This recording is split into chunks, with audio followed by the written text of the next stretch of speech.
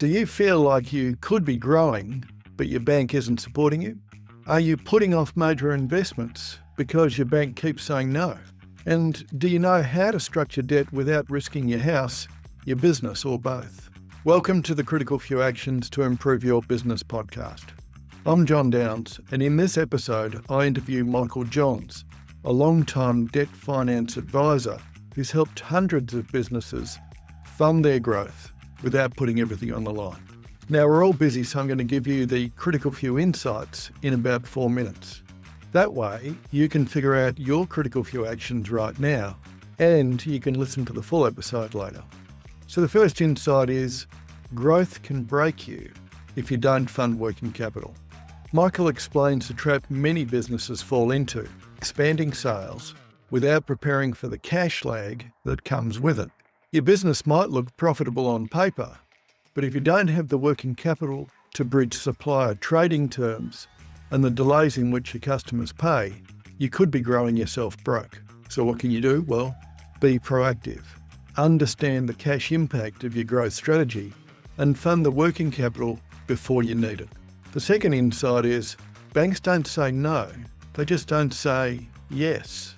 One of the most frustrating things business owners face is vague communication from their bank. Michael makes it clear, most banks will only offer what fits their products and rules, which may not be what you actually need. If they've already extended your credit limit or they dislike your balance sheet, they won't always tell you to go elsewhere. They'll just quietly stop engaging or offer a non-specific rejection. So what can you do? Well, stop assuming your bank's going to operate in your best interest. You need a clear plan and potentially an advocate or a broker to explore the growing second-tier finance market. And the third insight, you need to be funding fit before you ask for finance. Here's where many businesses lose months because of poor preparation. Michael sees it all the time. Businesses approaching without clear objectives or up-to-date numbers or a compelling story. That's just a recipe for rejection. So what can you do? Well, get funding fit. You need to put together 2 to 3 years of financials, plus your current year-to-dates, a clear funding ask, a good reason, and a brief, credible story about your growth plans. If you're not ready, you'll waste time with the wrong lenders, and time costs money. There was so much more in our chat, but as Michael said, a quick no is better than a slow maybe, but the right preparation can get you a solid yes.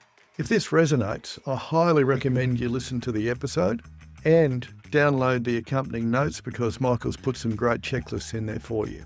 In 4 minutes, I've given you just the highlights, but the detail can help you take some real action.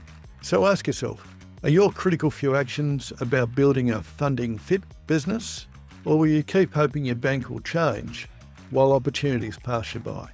Enjoy.